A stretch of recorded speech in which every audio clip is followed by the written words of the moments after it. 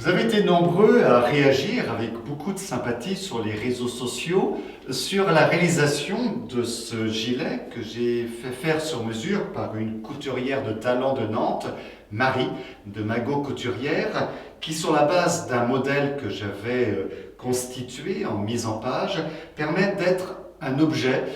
de médiation culturelle afin d'illustrer et de présenter mon dernier livre qui s'intitule Le marin, la montre et l'observatoire. Et précisément, ce gilet permet de présenter les trois protagonistes qui constituent le titre de mon ouvrage. Le marin, il est ici représenté sous les traits du capitaine Nemo, personnage emblématique dans l'œuvre de Jules Verne, commandant du sous-marin le Nautilus, dans le roman 20 000 lieues sous les mers, qui ici précisément est en train, avec un sextant, instrument essentiel chez les officiers de marine à l'époque, en train de mesurer la hauteur du soleil à midi.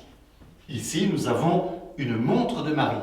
Il s'agit ici de la montre de marine fabriquée par Ferdinand Berthoud, fameux horloger de la marine au XVIIIe siècle, qui ici constitue les premières montres marines françaises, en l'occurrence la montre numéro 6, qui sera testée lors d'une expédition assez incroyable à bord de l'Isis, ce que je raconte dans mon ouvrage. Enfin, nous avons dans le dos de mon gilet le plan de ce qui constitue, à mon sens, le plus bel observatoire de la marine de France. Il s'agit de l'observatoire de la marine de Toulon. Ces observatoires de la marine avaient pour fonction de pouvoir contrôler la marche et d'étalonner ces précieuses montres marines qui étaient ensuite embarquées à bord des navires et qui permettaient, couplé à des observations astronomiques faites au sextant, de pouvoir déterminer la précieuse longitude